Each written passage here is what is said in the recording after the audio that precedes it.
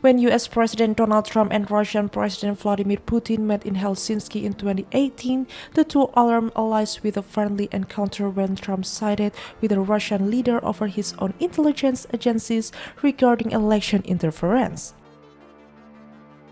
Trump flew to Alaska to meet with Putin on Friday, August 15, in a very different public mood, impatient with Russia's refusal to negotiate an end to the war in Ukraine and angry over missile attacks on Ukraine cities. The world is waiting to see whether this is the tougher version of Trump that will show up in Anchorage, or the former real estate tycoon who previously tried to cozy up the ex-KGB agent. The answer could have major implications for European leaders worried that if Russia is allowed to retain part of Ukraine, it could embolden further aggression toward NATO allies near Russia such as Poland, Estonia, Lithuania, and Latvia. It is even more critical for Ukraine, which has lost territory to Russian forces after 3.5 years of grueling conflict.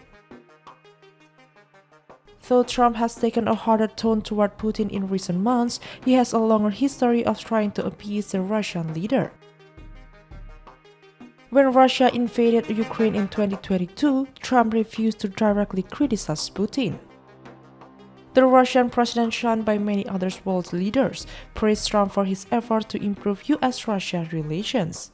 Kremlin watchers are eager to see whether Trump will once again be charmed by Putin and swayed by his argument that Russia has a rightful claim to dominate Ukraine.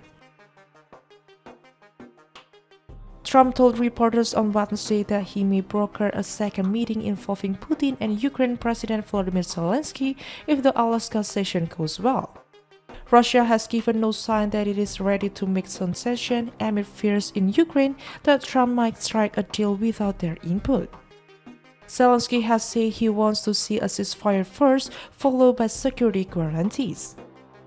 As Trump prepares to return to office in January, the Republican president has tried to revive the warmth between the two leaders from his first term, expressing sympathy for Putin's global isolation and promising to end the war in Ukraine within 24 hours.